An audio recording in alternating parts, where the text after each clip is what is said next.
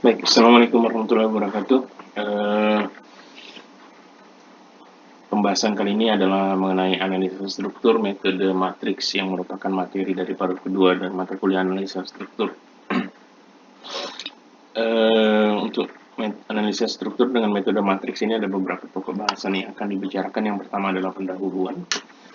Yang kedua, kita akan membicarakan mengenai derivasi matriks kekakuan untuk elemen struktur dengan gaya aksial atau untuk truss. Kemudian yang selanjutnya kita akan membahas mengenai metode matriks kekakuan untuk elemen flexural atau balok.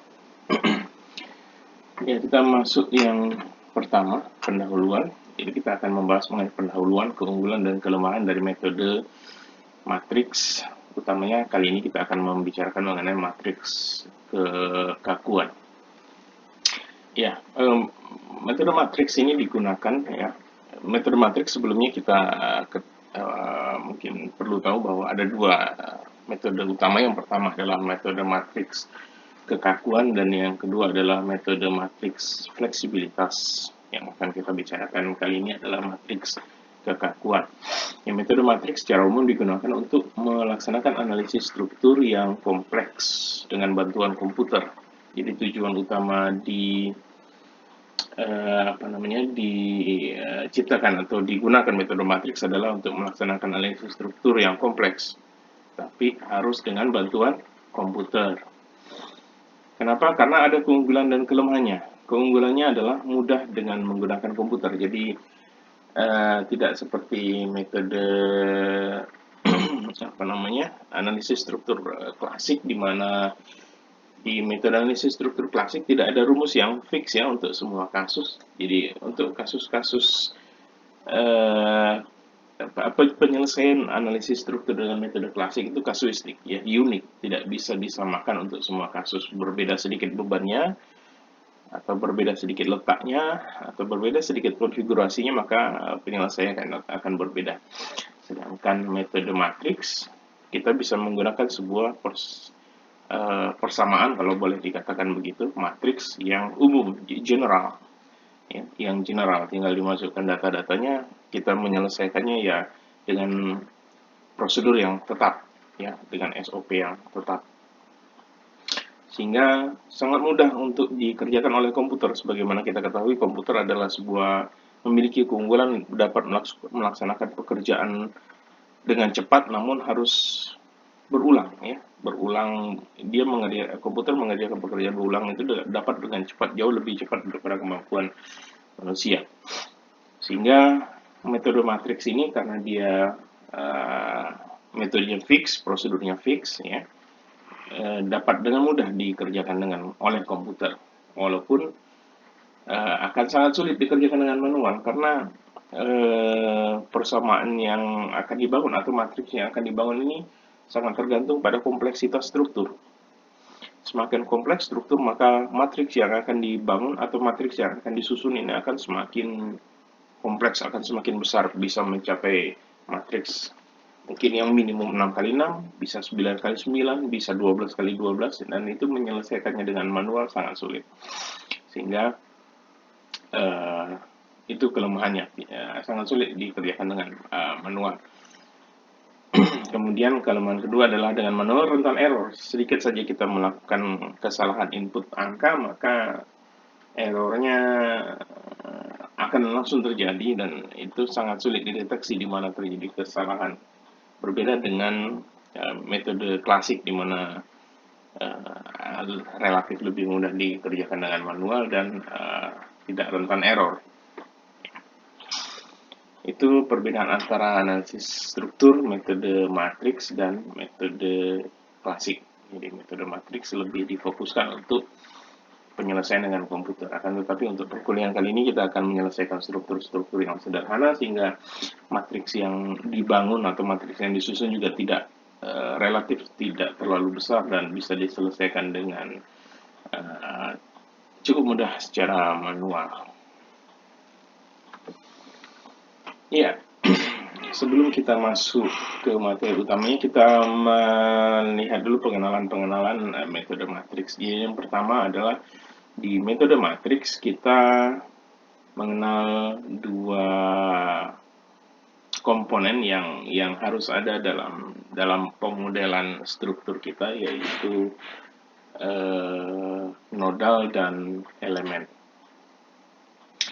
Jadi yang disebut nodal itu adalah join atau pertemuan antar elemen-elemen, dan elemen adalah batang atau komponen dari struktur tersebut. Jadi untuk struktur yang ini misalnya, yang ini adalah nodal,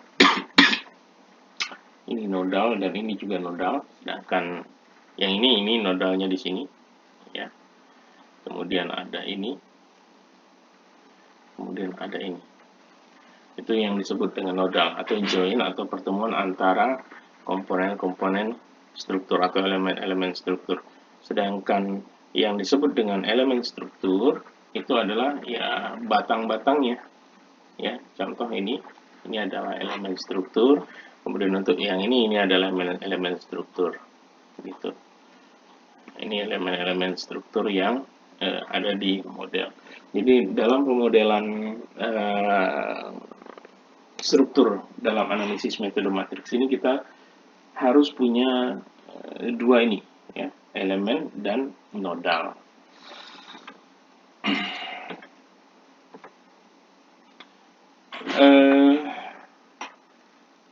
Dalam metode matriks ini, ya, elemen dan nodal ini harus diberikan nomor, dan nomornya terpisah antara nomor elemen dan nomor nodal. Di sini ya, contoh yang di sebelah kanan ini, nomor nodal ini adalah ini, ya, ini 1, 2, dan 3. Jadi bentar. Jadi 1, 2, dan 3. Di sini juga ada nomor nodal 1, 2, 3, 4, 5, 6, 7, dan 8. Jadi setiap nodal yang ada pada struktur harus diberikan nomor, dan nomornya harus unik, tidak boleh sama antara nodal yang satu dengan nodal yang lain. Kemudian elemen juga harus diberikan nomor. Di contoh yang kanan ini ada elemen 1 dan elemen 2. Kemudian contoh yang kiri ini ada elemen 1, 2, 3, 4, 5, 6, 7, dan 8. Nah, nomor elemen ini juga sama dengan nomor nodal, tidak boleh berulang atau tidak boleh sama antara elemen satu dengan elemen lainnya. Akan tetapi, nomor untuk kemudahan dalam analisis, nomor nodal serta nomor elemen sebaiknya urut, ya. Jadi tidak ada yang loncat, ada 1, 2, 3, dan seterusnya. Begitu juga dengan nomor elemen, 1, 2, 3, dan seterusnya. Akan tetapi untuk memudahkan dalam identifikasi, ya, antara nomor elemen dengan nomor nodal itu biasanya kita bedakan dalam simbol. Kalau yang ini biasanya seperti contoh yang kanan ini, nomor nodal tidak diberikan simbol apa-apa, kemudian nomor elemen diberikan garis di bawah. Kemudian yang contoh di kiri, nomor nodal diberikan lingkaran, ya. Kemudian nomor elemen diberikan kotak. Ini cara membedakan ini bebas saja, tidak harus mengikuti sebuah aturan tertentu. Yang penting kita selalu konsisten dengan bagaimana cara kita melakukan penomoran. Jadi boleh saja misalnya nomor nodal kita berikan kotak misalnya, kemudian nomor elemen kita berikan segitiga, boleh juga. Yang penting selalu konsisten dengan penomoran, dan kita masih selalu ingat dengan bagaimana cara kita melakukan penomoran. Sehingga karena ini sangat penting sekali, penomoran nodal dan penomoran struktur, karena untuk identifikasi kita nanti dalam penyelesaian matriks. Jika penomoran ini ada yang error, maka hasilnya akan juga error. Selanjutnya adalah degree of freedom atau derajat kebebasan. Bisa kita lihat di sini, ini contoh, ya. Jadi ada sebuah struktur yang sudah diberikan nomor nodal 1, 2, 3, dan 4, serta nomor struktur 1, 2, dan 3. Selanjutnya, di struktur tersebut ada juga yang namanya degree of freedom atau derajat kebebasan. Derajat kebebasan ini adalah kemampuan atau kemampuan atau kemungkinan sebuah struktur untuk dapat mengalami perpindahan atau pergerakan. Satu, sebenarnya saya terlupa tadi di depan. Salah satu kelemahan lainnya adalah hasil analisis. Salah satu kelemahan metode matriks selanjutnya yang saya lupa ini adalah hasil analisis hanya bisa didapatkan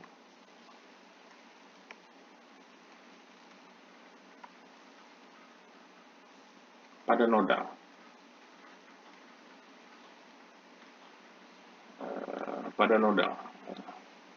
Ya.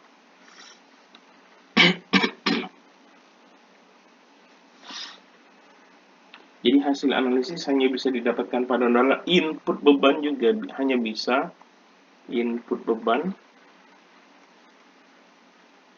bisa dilakukan pada nodal. Jadi kita tidak bisa melakukan input beban di luar nodal terutama untuk yang metode trust ya. Kalau untuk balok nanti ada caranya tersendiri, tetapi untuk dimasukkan dalam analisis harus dalam nodal. Nah, ini degree of freedom. Jadi kembali lagi ke sini. Ini ada join 1, 2, 3, dan 4. Kemudian ada elemen 1, elemen 2, dan elemen 3. Nah, degree of freedom adalah kemampuan atau kemungkinan nodal untuk bergerak atau untuk berpindah. Jadi karena di sini ada 4 nodal, 1, 2, 3, dan 4, ya, maka masing-masing nodal ini memiliki kemungkinan untuk bergerak. Nah, kemungkinan-kemungkinan itu harus diberikan nomor. Nah, contoh di sini ada nodal 2, ya, kemungkinan bergeraknya hanya 2 sebenarnya untuk truss, yaitu secara lateral, baik lateral horizontal maupun lateral vertikal. Ini ada kemungkinan bergerak nomor 1 untuk join 2, kemungkinan bergerak nomor 2 untuk join 2. Kemudian untuk join 1 ada ke sana dan ke sana. Nanti perkara dia ke kiri atau ke bawah tinggal negatif gitu ya. Kemudian nomor 3 ada ke sana dan ke sana. Kemudian nomor 4, join nomor 4 atau nodal 4 ada kemungkinan ke sana dan ke sana. Nah, degree of freedom ini sama juga dengan nodal dan elemen, harus diberikan nomor. Ini ada nomor 1, 2, 3, 4, 5, 6, 7, dan 8. Sama juga dengan elemen dan nodal, nomornya tidak boleh sama, tidak boleh berulang. Oke, nomornya harus unik dan berurut. Tidak harus urut ini 1, kemudian 1, 2, kemudian ini 2, ini jadi 3, 4, tidak. Akan tetapi kita menulisnya sebaiknya berurutan 1, 2, 3, dan seterusnya. Perkara posisinya bebas. Ya, jadi boleh di sini 1, 2, 3, 4, 5, 6, 7, dan 8. Biasanya kita menerapkan nomor yang lebih kecil itu ke arah horizontal, kemudian yang lebih besar itu ke arah vertikal.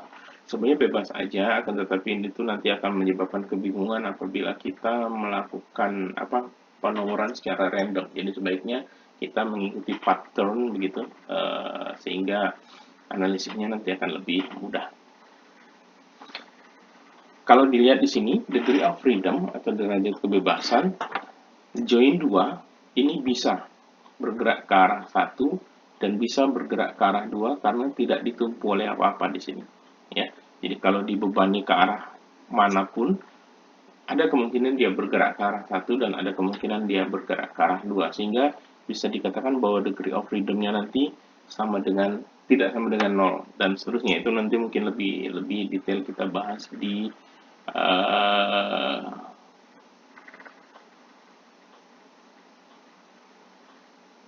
ini keadaan batas atau boundary condition. Tapi sementara ini kita cukup ketahui bahwa degree of freedom kita terapkan pada nodal, dan masing-masing degree of freedom memiliki untuk trans memiliki dua kemungkinan pergerakan. Untuk beam nanti ada tiga, ada pergerakan horizontal, vertikal, dan rotasional. Seterusnya nanti kita bahas untuk beamnya.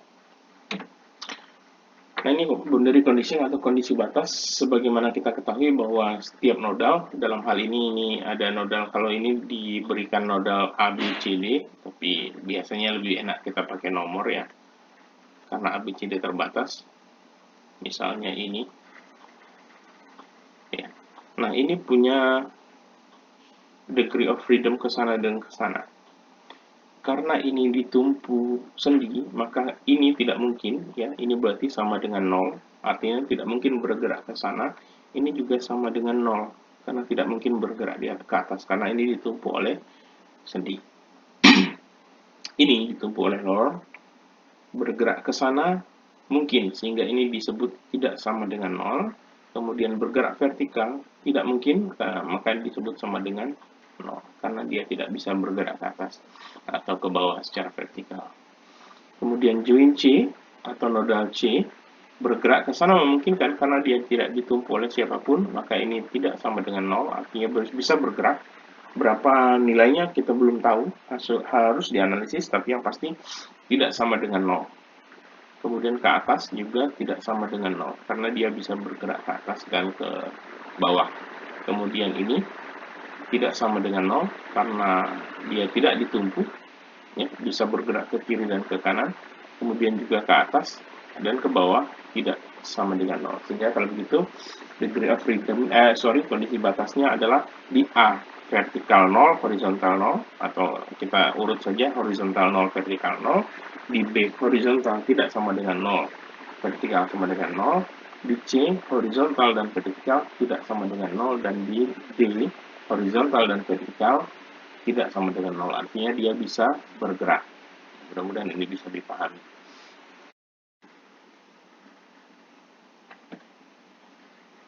Baik, selanjutnya kita akan membahas mengenai sumbu global. Jadi sumbu atau aksis, ya, atau sistem koordinat di dalam analisis struktur metode matriks. Dan apabila nanti Anda belajar melakukan analisis struktur dengan komputer, itu ada dua tipe koordinat atau tipe sumbu atau aksis.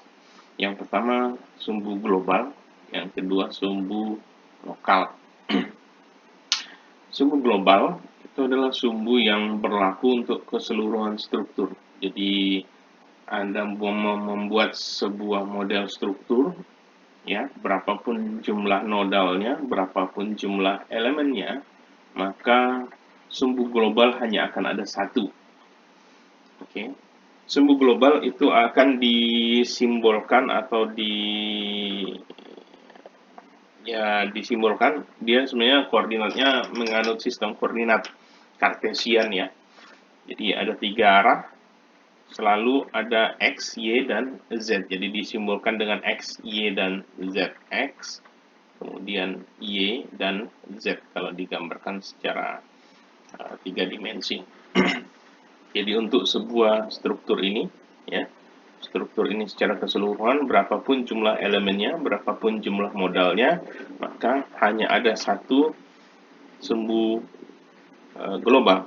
Jadi misalnya saya menentukan bahwa koordinat 0,0,0 untuk sumbu globalnya ada di sini, ya, maka di sini adalah sumbu X, yang ke dalam atau ke arah bidang gambar itu adalah sumbu Y, dan ke atas adalah sumbu Z.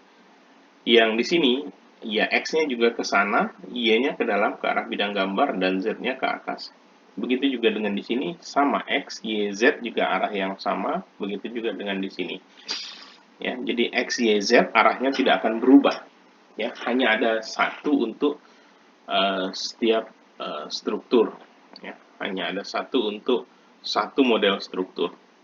Jadi tidak ada banyak dan tidak berubah-berubah. Bagaimana menentukan atau menggambarkan koordinat? global atau sumbu global, itu kita menggunakan aturan tangan kanan. Agak sedikit kompleks karena tidak berurutan, tapi begini ininya ya. Jadi seandainya tangan kanan Anda dibuat seperti ini, ya, di mana digenggam kemudian jari jempol atau ibu jari, kemudian jari telunjuk dan jari tengah dikeluarkan dengan sudut masing-masing tegak lurus, ini tegak lurus dan ini tegak lurus, gitu ya. Maka jempol atau ibu jari ini akan menggambarkan sumbu global Z. Oke. Aturannya adalah Z selalu menghadap ke atas. Vertikal ke atas. Atau minus gravitasi. Kalau kita semua tahu gravitasi itu ke bawah, ya, arah gravitasi itu ke bawah, maka Z itu adalah lawannya ke atas. Oke. Nah, sebenarnya bebas saja, akan tetapi hampir semua software analisis struktur ya itu selalu menganggap bahwa Z ke atas dan arah bawah atau gravitasi itu adalah minus Z. Oke, sehingga Z adalah minus gravitasi.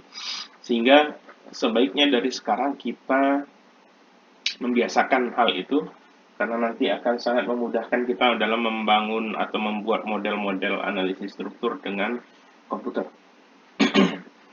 Ya, dengan menganggap Z ke atas, beban-beban otomatis akan dimasukkan, beban gravitasi akan dimasukkan sebagai minus Z otomatis. Ya, jadi sebaiknya tidak usah diubah, kita selalu menganggap Z ke atas. Kemudian setelah kita menentukan Z ke atas, ya, apabila Anda membuka tangan kanan Anda seperti ini, maka Z selalu ke atas, yang telunjuk akan menjadi koordinat X, dan yang jari tengah koordinat Y yang positif. Oke. Dan Z ini juga positif. Jadi kalau Anda buka seperti ini, berarti Z yang apa namanya, cara menentukan yang pertama adalah Anda buka tangan kanan Anda seperti gambar, kemudian selalu poin atau arahkan Z ke atas, kemudian batu jari telunjuk adalah X positif dan jari tengah adalah Y positif. Kalau begitu Z negatif adalah selalu ke bawah, Y negatif tentu saja lawannya, X negatif. Oke. Dan ini Y negatif adalah juga lawannya. Relatif lebih mudah. Oke. Jadi tolong ini diingat karena nanti akan terus-menerus kita pakai. Selanjutnya adalah koordinat lokal.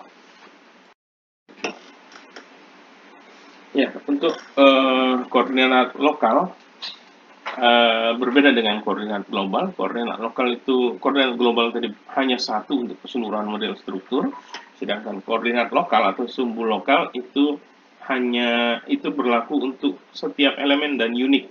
Tidak semua elemen tidak sama, gitu ya. Bisa saja sama kalau arahnya kebetulan sama, tapi masing-masing harus punya sumbu lokal. Ya, sumbu lokal itu, jadi kalau ini saya katakan elemen 1, elemen 2, elemen 3, elemen 4, dan elemen 5, setiap elemen ini memiliki sumbu lokal yang unik. Mungkin sama, tapi harus unik, tidak boleh sumbu lokal 2 digunakan untuk 5 misalnya, tidak boleh. Sumbu lokal 4 untuk 3 tidak boleh. Jadi masing-masing harus punya. Sumbu lokal itu disimbolkan dengan sumbu 1,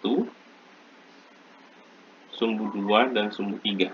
Jadi berbeda dengan global. Global tadi dengan X, Y, Z. Maka lokal itu disimbolkan dengan 1, 2, dan 3. Bagaimana cara penentuannya juga sama dengan aturan tangan kanan, cuman agak sedikit berbeda urutannya. Ya, mungkin ini perlu diperhatikan dan diingat. Yang pertama adalah kita tentukan dari sini. Kalau yang global tadi ditentukan dari ibu jari dan itu menandakan Z positif selalu ke atas, maka yang jadi pegangan untuk sumbu lokal adalah jari telunjuk. Jari telunjuk ini memberikan arah sumbu lokal 1. Oke, arah sumbu lokal 1. Dan arah sumbu lokal 1 itu adalah searah dengan arah memanjang dari setiap elemen. Jadi kalau misalnya ini elemen 1, maka sumbu lokal 1 itu searah memanjang dari A ke D. Boleh, atau dari D ke A juga boleh. Anda harus memilih, tapi setelah dipilih Anda tidak boleh merubah-rubahnya lagi. Ya, karena nanti berkaitan dengan penempatan nomor nodal. Ya, jadi harus kita pilih salah satu. Tapi salah satu dari keduanya boleh, tapi tidak boleh diganti-ganti. Setelah ditetapkan, Anda harus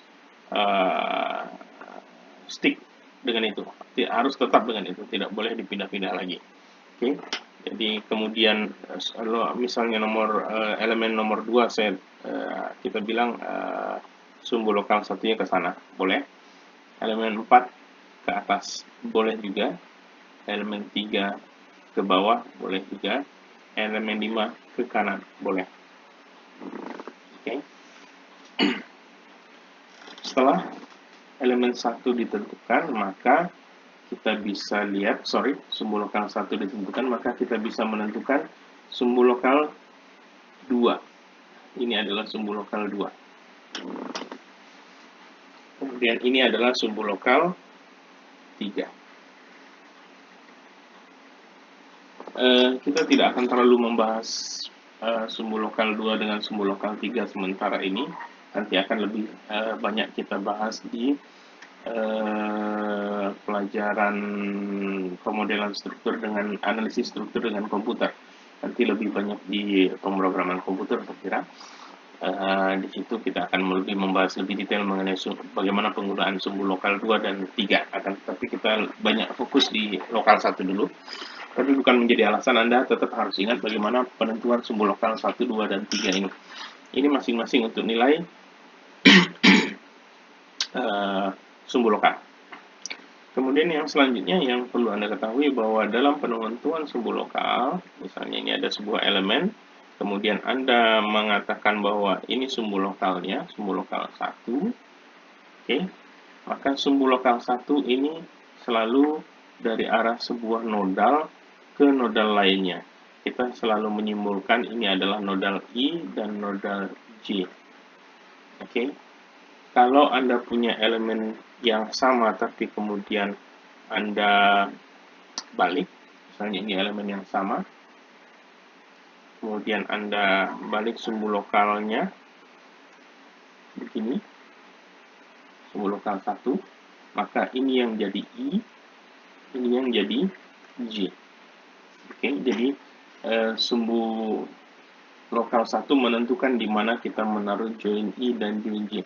Tidak masalah di sini nanti nomornya, misalnya di sini 3, di sini 4, ini berarti 3 ke 4, tidak masalah juga. Misalnya ini 1 dan 2, berarti mengarahnya 2 ke 1, nggak masalah. Tapi dalam penomoran nanti Anda harus ingat bahwa ini adalah I dan J, itu arahnya sesuai dengan arah sumbu lokal. Jadi di pangkalnya I, di ujungnya adalah J. Saya kira itu untuk pendahuluan mengenai analisis struktur metode matriks. Kita akan masuk ke pokok bahasan yang selanjutnya, yaitu analisis struktur metode matriks untuk elemen dengan gaya aksial atau truss. Terima kasih.